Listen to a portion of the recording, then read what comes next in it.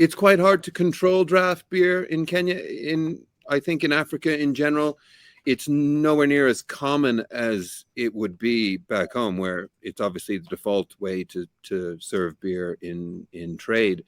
Here would be, 99% bottles, and then you would have seen the odd Heineken on draft. Maybe Tusker started bringing out draft a few years ago, which is ironic, right? And then, as I was saying, the cheap beer for the mass market is all draft, Senator Keg, and it's actually part of the legal conditions for that it's but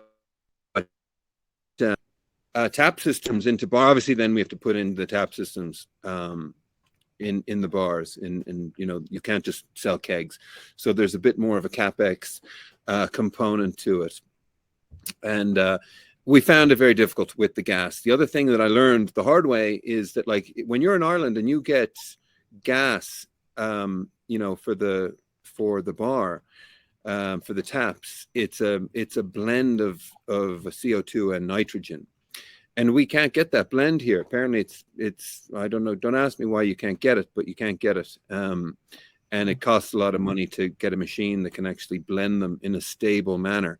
So we're using pure CO2, which will then absorb into the beer over time, and the beer will get foamier. So we've ended up having to develop a whole protocol of decompressing the kegs every night.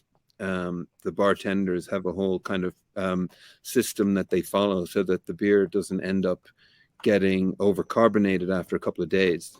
And our beer is also unpasteurized and unfiltered, so it needs to be kept cold all the time. So if you leave it in at cold temperatures under pressure, it will absorb the CO2 quite quickly.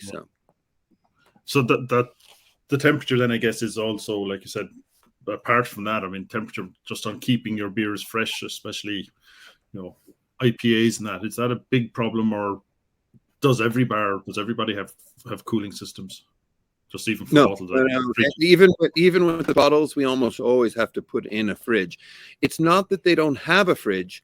It's that the only fridge they have is a Diageo EABL fridge, and they got that fridge with a contract that might allow them to use 10% of the fridge for non-EABL products. However, when your beers are in that fridge, they might end up getting pushed to the back of the bottom shelf that's behind the branding, and completely invisible to everybody. So